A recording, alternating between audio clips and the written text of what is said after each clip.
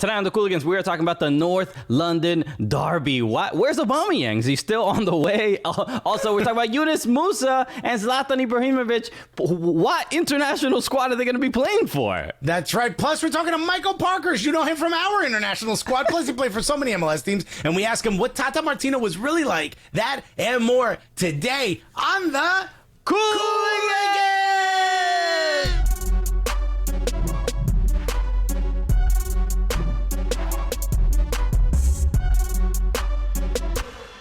Yeah, baby!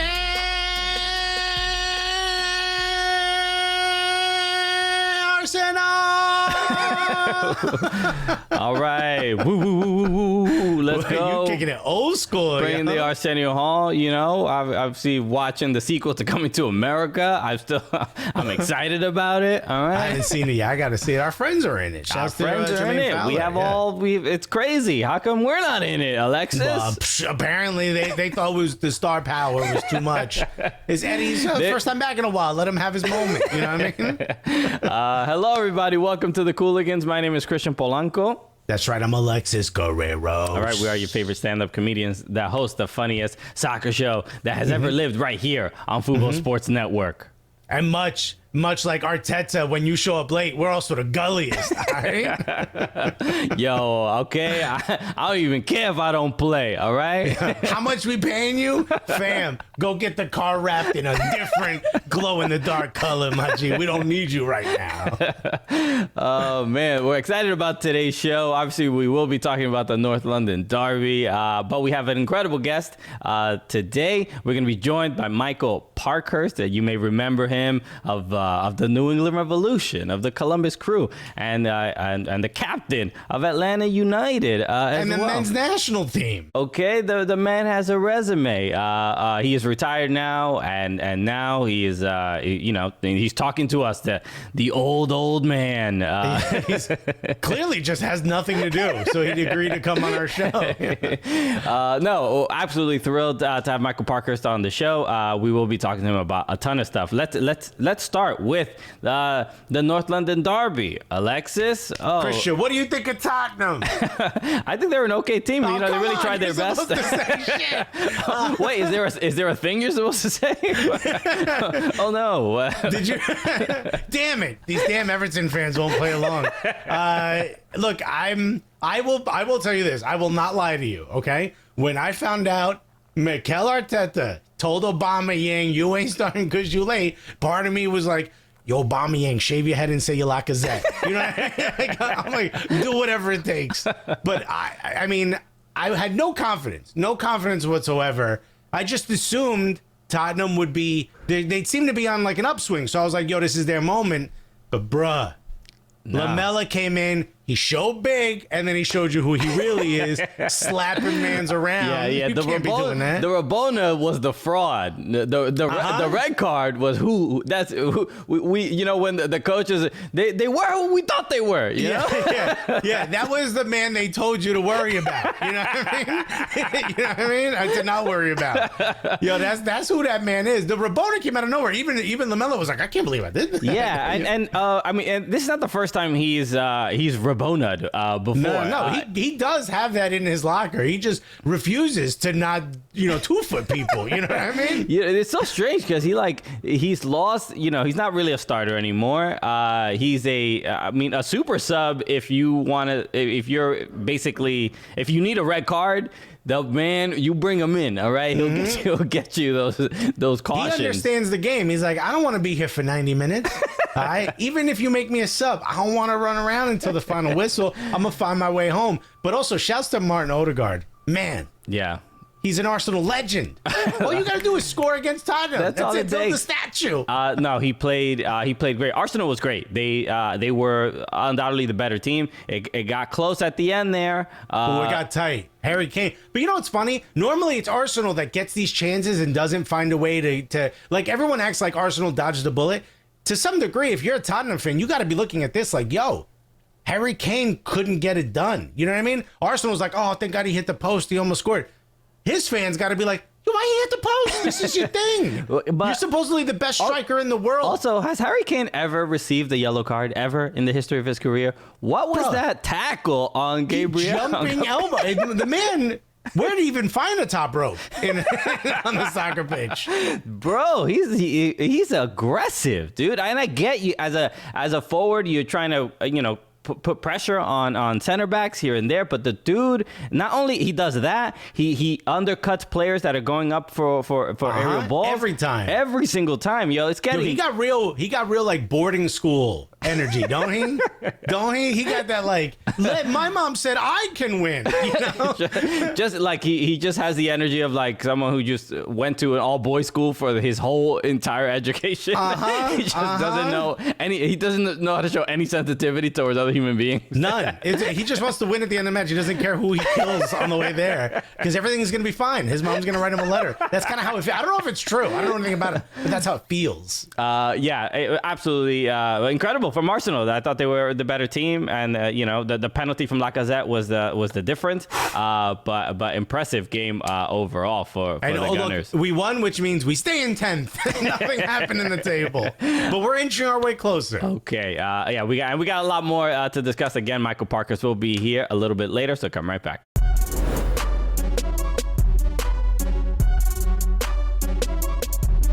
Hey, this is Brian Escurry, and I had a fantastic time kicking it with the Cooligans.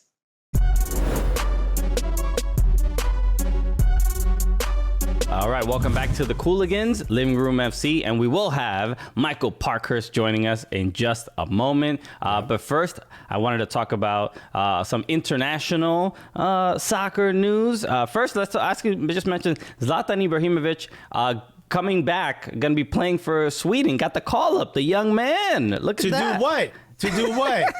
Chaperone the U18s? What's my man doing at 39 years old? He'll be out there in his cane, with his cane, knocking in headers. He'll be fine. He'll him in that rascal scooter out on that pitch, bruh.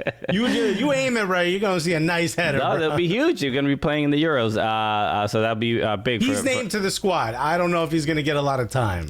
The other thing I want to mention, we have to talk about Yunus Musa. In U.S. men's national team news. This is wild because the man, Yunus Musa, had the opportunity. He could have played for England, Italy, Ghana, or the United States. Yeah. And he was, if people were not aware, he was born in the United States. He was born in New York City, in New York City. He was, literally happened to be on New York soil when he was born. He was probably here for I believe the term you were looking for there was lucky enough to have been on New York soil.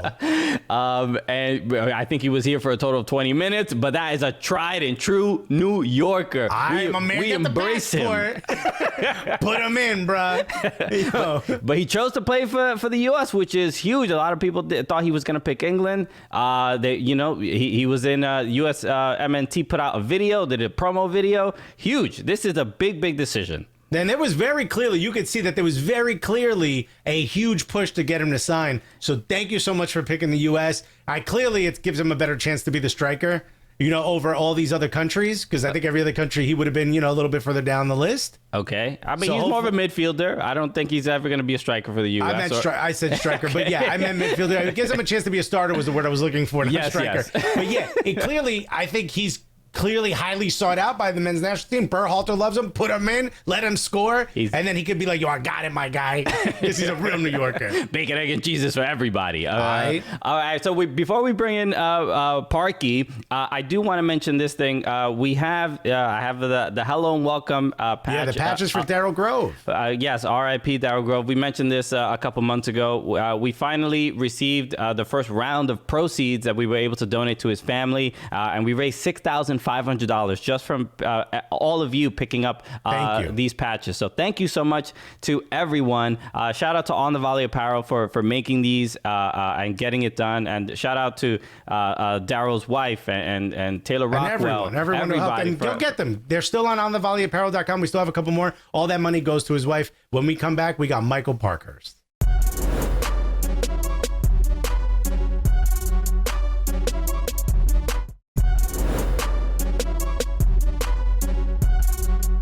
Hi, baby, and we back on the Cooligans Living Room FC, and Christian, our guest, is here. And what an esteemed guest. I mean, I looked up the list of awards this man has won. We're talking Defender of the Year, MLS Defender of the Year, MLS Rookie of the Year, MLS Fair Play Award winner, MLS Humanitarian of the Year award. He, the other players voted him the You Doing Too Much award. Like, calm down. I mean, we're talking All-Star, MLS Cup, Danish Cup, if I'm not mistaken, men's national team, World Cup. How big is my man's trophy closet? This dude, if you don't know who we're talking about by now, I mean, this guy is absolutely incredible. We actually got a chance to meet him and talk to him, and the look he gave us is like, why are you in this locker room for All-Star? I mean, it was absolutely incredible. Ladies and gentlemen, and also, by the way, a new professional team owner. I mean, dude's too busy. You know what I'm saying? Ladies and gentlemen, unless you're driving, put your hands together for the one, the only. He probably played for your favorite team, Michael Parkhurst, everybody. Hey guys, thanks for having me on.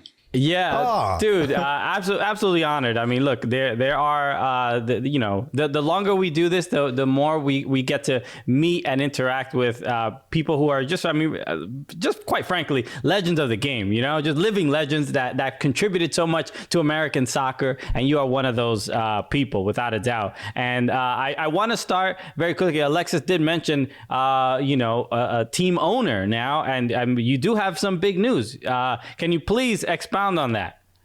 Yeah, just recently announced. I've been in the talks for a while with USL and the ownership group there in Rhode Island. So now I'm become co-founder of the new Rhode Island USL team, unnamed team as of now, but beginning play in 2023. So super excited for that. Rhode Island's my hometown, so really excited to be a part of that project. Okay. And you could even, since it's not been named, you could pick from one of the multitude of teams that you've played for, right? They could be like the Rhode Island Revolution or Rhode Island Nordjylland, which I believe are the Wild Tigers. Not that you need to say wild. No one thinks of domesticated tigers when you say tigers. But, I mean, there's so many of all the teams you played for, right? I mean, we met you when you were playing for Atlanta United. When you look back at your career, which one stands out to you the most? I know that's probably difficult to answer, but which one do you think like, whoa, I actually did that? That's a tough question. Man, when you say whoa, I can't believe we did that. Winning the Danish league title was a whoa, I can't believe we did that, because it was honestly like a Leicester City type run, what we did in Denmark, being one of the smaller clubs and going against clubs like Copenhagen and Brøndby that spend a lot more money. And that brought us to Champions League. But that was a magical season. But when I look at it in an entirety thing, the project in Atlanta, going there to an expansion team and what that city created and that organization created the 3 years I was there is remarkable.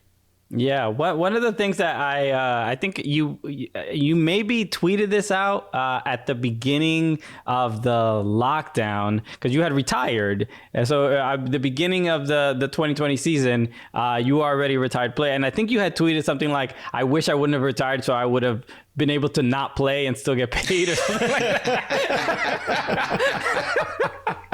You retired too early, no? Was there any regret in leaving too early? None. Honestly, I'm messing around with that. But then later on in 2020, when I saw what these guys went through and multiple preseasons and just the chaotic schedule and all the testing, and it was a drag on all of them for sure. And no part of me missed being part of that. Sure. I mean, could you imagine? You seem like the type of player who would actually do it. But if they had like the two-a-days, but from Zoom, I'd just film myself doing it once and then just play that. I would never do it. I would have tried to get away with everything if I'm home. Yeah, Gronkowski said he was doing that, right? Wasn't he? Filming himself, like doing multiple workouts and then sending in the video. Yeah, he looked that up. He said he did that about their off-season workouts, I think. Okay. That's amazing. Our producers are confirming that. That's great that me and Gronk, same body type. Same mind.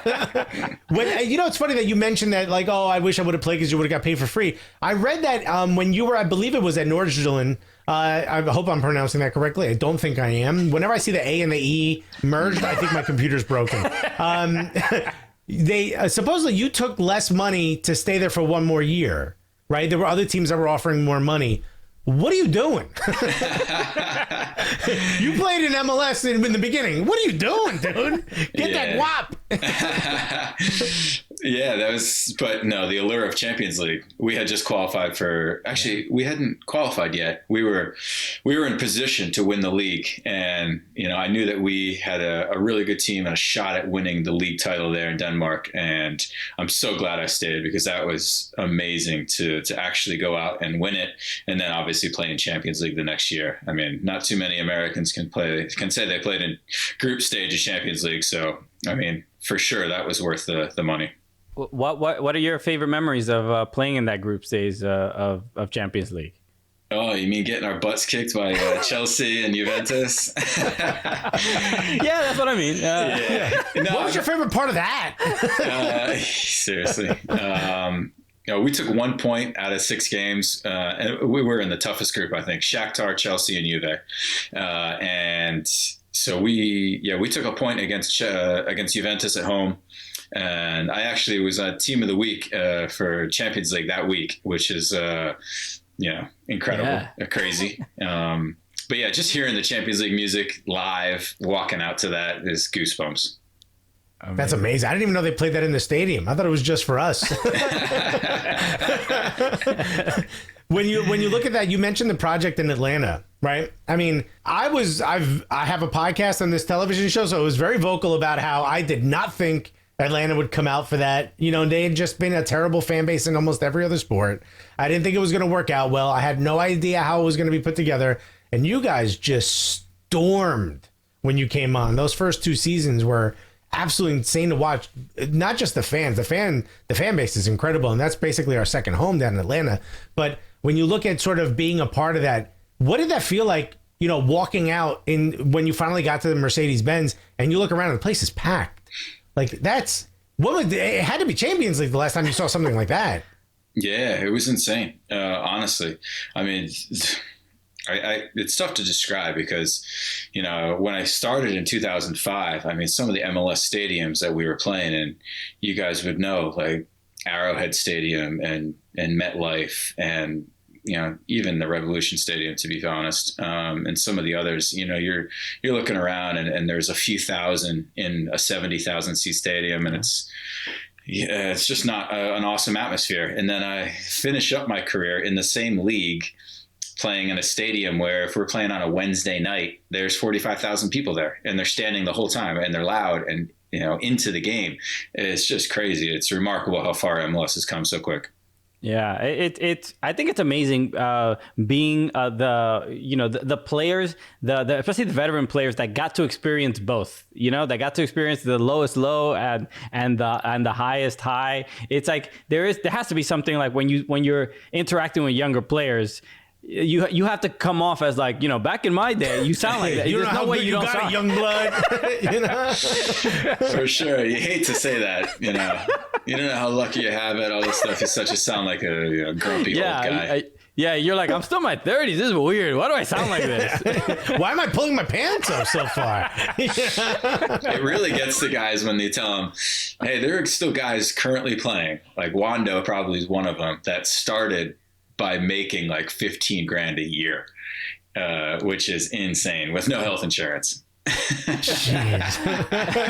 that actually gets to guys. I mean, also Wando's indestructible. He doesn't even need health insurance. Yeah. He's like, every time they go to inject him, the needle breaks. He's like, Obamacare, no thank you. I'll be fine. All right, we got more with Michael Parkhurst coming right up.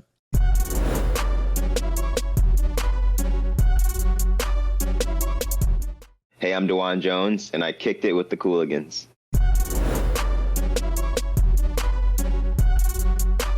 Welcome back to the Cooligans Living Room FC. We are here with Michael Parkhurst, absolutely just MLS legend, American soccer hero, in my opinion. And we have to talk about And I know you probably hate talking about this all the time, but we haven't. I don't think we've spoken about this with any players we've had on the show. You played for the New England Revolution. The New England Revolution, for lack of a better comparison, been called like the Buffalo Bills of MLS because of in 2005. 6 and 7 made it to 3 straight MLS Cup finals, but unfortunately did not claim a victory in either of the 3. As one of the players who played on that squad, I know it was, that MLS Cup final with Atlanta, I'm sure had a little bit of like, there's no way I'm losing this. Okay. Well, he played the whole one with his eyes covered mostly. He's like, not again. But the playing on a team like that, a great team, especially in that era. But to come up short like that 3 times in a row, what did that do for you as a player, just even as a person on your psyche, to get so close but not complete the job? Yeah, that was devastating every time. It was worse and worse, compounded each year, and it was probably even tougher on the older guys, because they were probably saying, man, how many more chances are we going to get? I was just starting out my career, but still.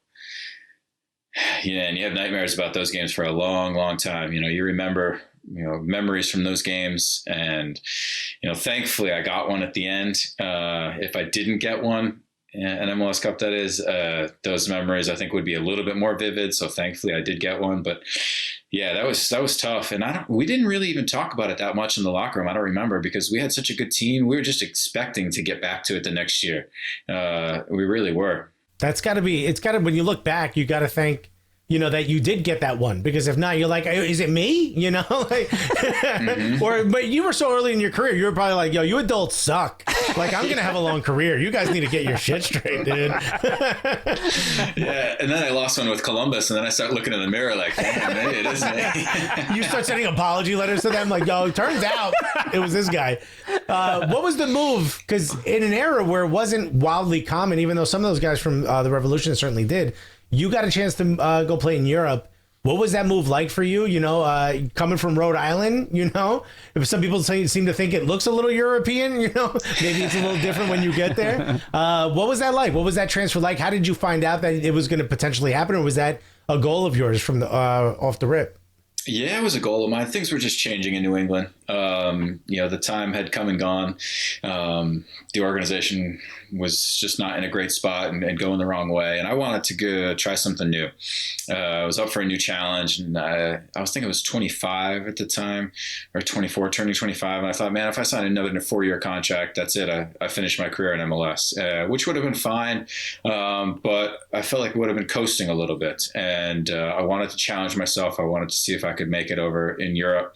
And, honestly, I was hoping to go to a bigger league, a better club at the time. But it was difficult for a young American. MLS is slowly garnering that respect, but back then it wasn't to be found. So, I had to go to a small team in Denmark, but it was an awesome move. I lived in Copenhagen for 4 years. Both my kids were born there. I loved the experience, and our team was not too shabby once after the first couple of years. Yeah, I'm always fascinated by the not only those American players transferring over to Europe, but we hear some like horror stories, and not even necessarily with just like playing, just either living there or like either not knowing the language or just the straight up disrespect of the American player, right? They're just like, they just can't comprehend, like, how do you have the accent and actually know how to win a 50-50 challenge? There's got to be a yellow card. You heard how he speaks? Yeah. how was that? Were those some of the challenges? They just earning the respect of your teammates and just players in the league? Yeah, I think fortunately I went to Denmark. I think the Danish people in general are super friendly.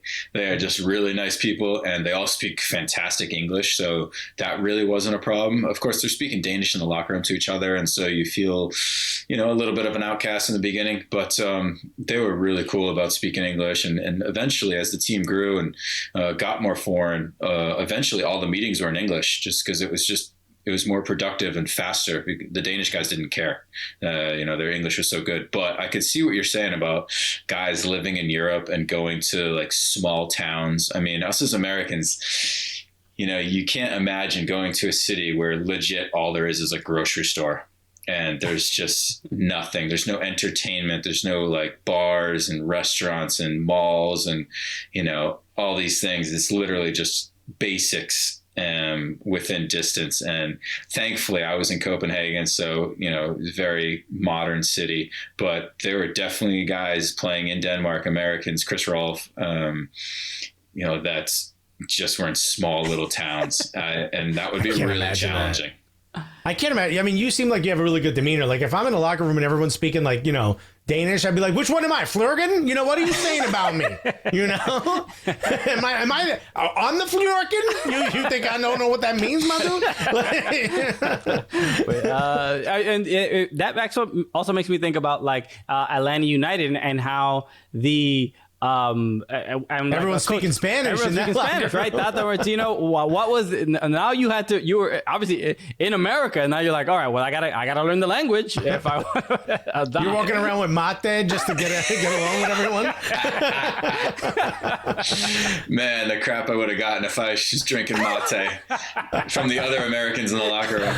I'm sure. Yeah, but you're right. I mean, we were the foreigners, honestly, within that locker room. It was on us to adapt to the South American style, both on the field, off the field, in the locker room with the coaching staff. Everything was in Spanish. All the meetings, everything out on the field, we were the ones getting translated for, and just the environment within the locker room was very Latin, and it probably led to our success early on because we as English-speaking players, not just Americans, but some English guys and other countries. But it was easier for us to adapt to them, right? We were in our home country, and for those guys, it was an easier transition for them coming into a locker room where, hey, shoot, I don't have to learn English. I've got like half the locker room speaking Spanish. This is kind of cool, So I think in a certain way, it helped us have success quicker because those guys felt more comfortable.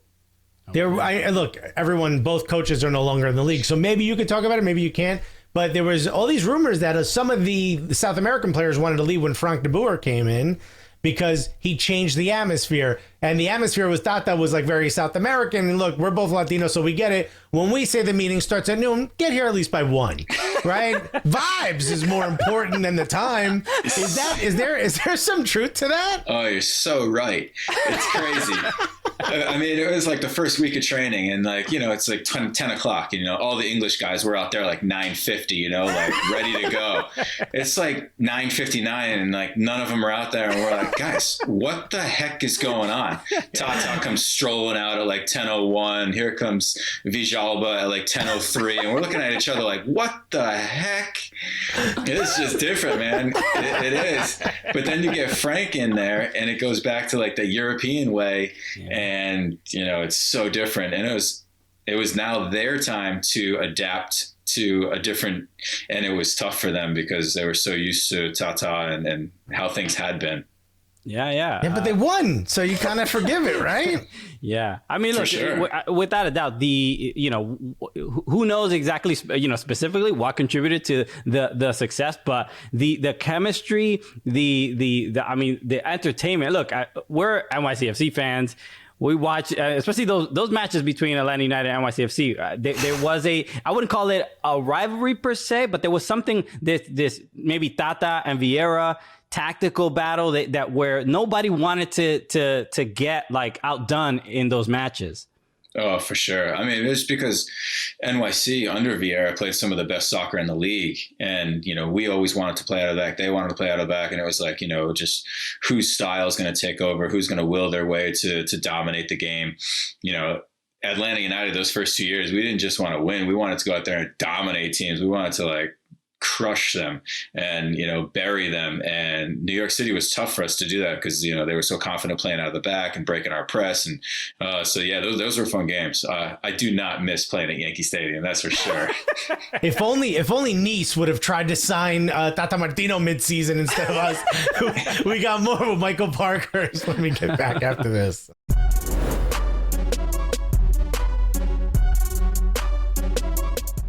Hey, I'm Julian Gressel, and I just kicked it with the Cooligans.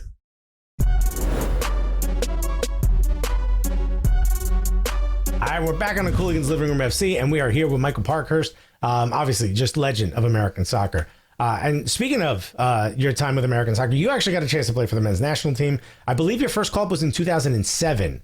What led to that? Did you know it was coming? Because obviously you were very beloved. I don't know if that's the right word, but you were looked at as a very good player, very early on in your career. How did that come about, and what was that like when you got that call? Yeah, out of the blue, actually. The woman who was in charge of administrative things for the national team had just called me and said that I'd be on the preliminary roster for the upcoming Gold Cup. And I was shocked. I wasn't expecting it. I don't even know if I knew there was a Gold Cup going on that summer. That was awesome. It was obviously fantastic to play for the national team and get that first call up and put that jersey on. So that's a memory for sure.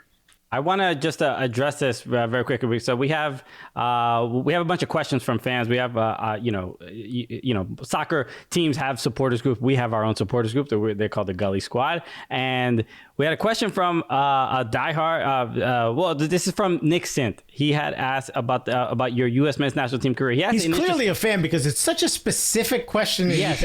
He said, Michael Parkhurst jerseys for the U.S. men's national team, and he linked 2 pictures here that you can't see, but he says they always seem to be 2 sizes too big. I've seen a couple of these pictures of him throughout the year, so I'm curious if that's your style or preference, or if the kit man was just messing with you. Is this a real thing? Because I'm looking at these photos, and they're much bigger on you. Yeah, they look like you look like you're wearing my shirt. Is that a thing? I think it's twofold. I think one was, I think back in the day, times have changed big time, right? Okay. And so I think it was a little bit more hip to wear stuff that was a little looser. So that was probably one thing. But then the second was my whole career, I wore a shoulder brace underneath my jersey because I dislocated my shoulder in college and then did it again with the Revs. And so I had shoulder issues my whole career. So I always wore a shoulder brace, and I didn't love like it showing or people knowing or anything like that. And plus it was just a little bulky underneath. So I had to have a little bit bigger of a jersey as well. Okay. You do low-key look like you're wearing a bulletproof vest, and I'm like, what is this? Is he worried about something? At least that explains it. You can see the bump. Yeah. Sure. No, and now I think about that. Yeah, because I remember you had a shoulder injury in Atlanta as well. Yeah. So it's I mean, I didn't realize it was that consistent and stuff like that. But the fans are noticing, which is kind of odd, isn't it? Guys, they're even worrying about your shirt sizes. He is worried about my style. Yeah. Because I thought Michael Parkhurst was just wearing like baggy like Carl Kanai jeans and everything or whatever. Like that was just your stilo. All right. Yeah. What's with the Wallabies and the Tims you wore out on the field, Michael Parkhurst? I wanted to ask, when you play for the men's national team, it's got to be different than I mean, compare it to your time in Europe, because I think the fans always assume that like the European clubs, like they're more regimented and they're more structured than MLS clubs, and MLS clubs are like a bit more bedlam when it comes to training and stuff. And I know that's not necessarily the case anymore, but I think that's kind of how people perceive it. What was your time with the men's national team like, and do you think that helped you at all in your career? Oh, definitely. To your first point, I think it's really club to club, coach to coach, as far as organization and training and professionalism and that type of stuff. The biggest thing about playing with the national team is this training every day with the best players in the country. For confidence, but 2, obviously you're just getting better quicker. You're seeing things out on the training field and you're going up against guys that are testing you every day. But the coaching staff is much different, it was from Bob to Jurgen. I heard about trainings with Bruce. It's just so different. And some coaches that I had, take Greg to Jurgen, Berhalter, that is. Berhalter is just so tactically in tune, and everything has to be regimented this way and that way, and on the field. And Jurgen was more like, all right, guys, let's go out there and play. And, it's just different. It's like, am I in goal? He didn't say anything, Yeah. Well, you're from Rhode Island, so you were probably familiar with Bob Bradley, and we've joked about this with players before who play for Bob Bradley now or in the past. But, I'm born and raised in Newark, New Jersey. When we talk, even when we're happy, it sounds intense. It sounds like we're mad at the person. You're like, why are you yelling? I'm not yelling. I'm talking. Now I'm yelling. It's like because you brought up yelling. Like, were you familiar when you played for Bob Bradley? Like, was that just old hat for you, having grown up in Providence? A little bit, but he was intense. I mean, and I was at a young age, I was playing for a head coach in Stevie Nicol and Paul Mariner, that these guys were just out there having fun. I mean, talk about the ultimate players, coaches. These guys were legends. I mean, we worked hard on the field, and then it was like, why aren't you guys going to have a beer? Why aren't you going to have a good time? That's that Liverpool energy that you I mean, we did preseasons in Costa Rica and Cancun. I mean, we showed up getting a bracelet for food and drinks in Cancun. Partying with Ted Cruz. And it was like, hey, when are the team meals? And they were like, it's open bar and food. Just eat what you want. So going from that to Bob Bradley with national team camp, I thought, man, this guy is like, he's intense. He's a As lot. you go to squeeze the ketchup on your French fries, he just peers up behind you. He's like, "You gonna put ketchup on your fries? Is that what you're gonna do?" You having fries? Yeah. You know why they call them that? It's because they're fried. You sure you want to do that? You're like, all right, maybe I don't. Steamed broccoli for me and my friends, I guess. Yeah, and I didn't know any better as a pro, but looking back, you probably more tend to want to play for a coach like Bob and Greg, guys that are more regimented and care about all the details than the coaches that are kind of just like, hey, go out there and do your thing. Yeah. I mean, it makes me think like, I mean, no disrespect to Stevie Nicol, a legend in the game, but like, could a coach with the coaching style of Stevie Nicol coach in MLS now with all the attention? Yes, if he had 11 Vijalbas.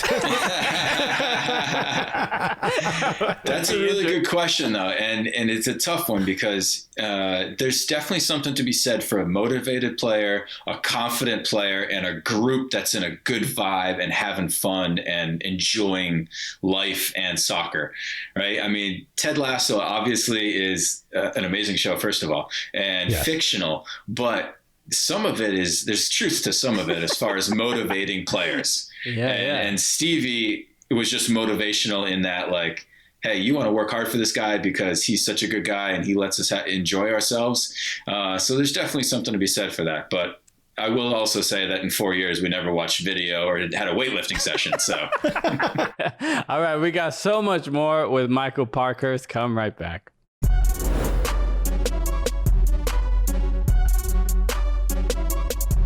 What's up, guys? Landon Donovan here, and I got to kick it with the Cooligans today. Keep following, keep listening, keep watching. See you guys soon.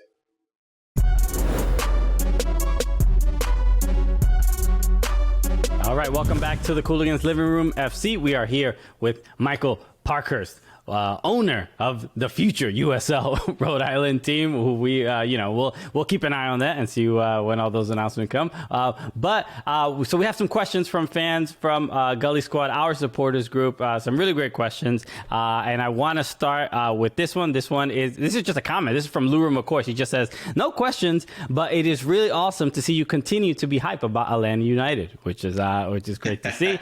But we had a good question from Justin Friedberg. He asked, who's the best center back partner that you've had in your MLS career? Ooh, really good question. I'd say that it's hard to answer without hurting people's feelings. What are some of the names coming through your mind right now? Because obviously you played with so many great partnerships. I think there's three coming to mind, excluding national team. I think there's three coming to mind. Gonzalez Perez for Atlanta United. And then, oh God, I'm blanking on his name right now, but I played with him in Columbus, and then he went to Italy and came back and went to LA. Giancarlo Gonzalez. Okay. Is his name. Costa Rican. He was very good. I really enjoyed playing with him. But I think the most talented of all of them is probably Miles Robinson. Okay. What does it mean for, because people talk about center back partnerships, and I feel like fans don't really understand. From what I understand, being an Arsenal fan, is that sometimes it doesn't work. And I think one of the reasons why is they always talk about, like, you can't have one that roams, and both that can roam, one has to stay home. What is that conversation like? What's the communication like during a match where you're sort of guiding and directing that? And, you know, how would you view yourself as a center back? You know, were you a bit more of a risk taker, or do you think you were the one who had to hold down the fort? Yeah, I was holding down the fort. Gonzalez Perez was the risk taker. He was the guy dribbling out of the back. He was the one going into midfield sometimes. Yeah, he was the one. He was in front of the other goal. You're like, what are you doing, buddy? You're supposed to be back here. Exactly. But we complemented each other well. You know, I was obviously a little bit more using my brain. He was the physical force, putting fear into attackers. You know, so playing with somebody like that was important for me, right? I'm not the biggest guy. I'm not going to physically intimidate guys. I don't even try. You know, and I didn't get forward a ton. That was from Stevie Nicol. It was like, hey, do not cross half line. So that kind You know who you are. that kind of stuck with me. So I was definitely not a risk taker. But that partnership's important. Yeah, you need to have a good understanding of the guy next to you and how they like to play and what they like to do in certain situations. It's definitely beneficial. You say you didn't go forward, but in Europe, you played right back sometimes, right? Yeah, or almost for half a season, if I'm not mistaken. Yeah, for a year and a half, 2 years. Oh wow. Yeah, probably 2 years, and then even probably my best success with the national team under Jurgen, I was playing outside back. Yeah, when I was playing outside back, I loved to get forward. That was fun. That was the fun part of playing outside back. A little bit more running, but at least I got to go forward and enjoy that. Yeah. I would never go forward because then you have to go back. It's just, this is too much. Yeah. Well, I mean, that was also one of the things that it was fun watching you play. And actually, when we first met you, and this happens, I think for us, you know, we've only really been meeting soccer players for like the last 4 years. But when we met many of them, we were like, all right, we're like kind of the same height and build. I mean, what? When I hear center back, with all due respect, I don't think Michael Parkhurst, but when you're actually playing, I'm like, yo, this dude is never in a bad position. Yeah, I mean, that's it for me, right? I mean, you have to play up to your strengths and you have to take advantage of your strengths. And for me, that was not physical, right? So that was mental for me. So it was reading the game, being ahead of the forward, being in the right spots, positionally, being aware, those types of things. Yeah, I had to be smarter than the forward. Otherwise, I was going to lose.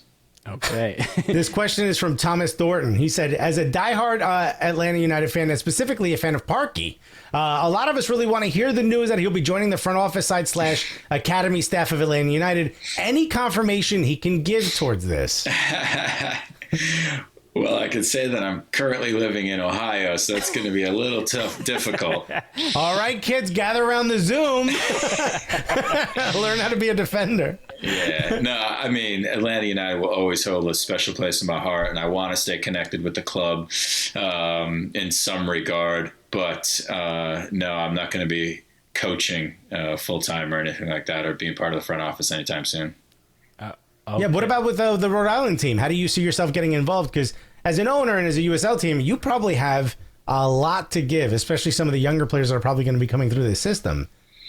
Yeah, not a ton on the day-to-day, but I definitely want to be involved as far as setting everything up and making sure everything's going to be run properly. The club's going to be in a good position, as far as coach and GM. I want to assist on players and personnel and those types of things.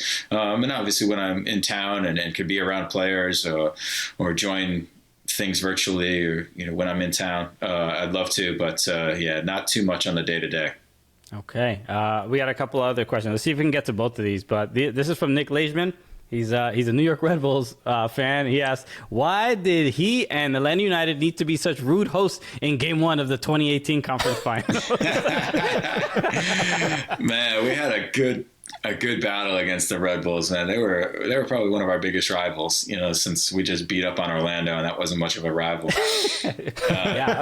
Those were intense matches between. I mean, it was just contrasting styles of play, right? The Red Bulls wanted nothing of playing out of the back. They were so physical, so tough to play against their press, and we were like, all right, now we're going to play out of the back. I don't care about your press, this and that. So it was just a battle of the wills, and it was always intense matches, and we got fortunate in that game. We played probably lights out, best game we probably ever played, and then I think they made a couple mistakes tactically that helped us out. We got more. We get back right after this.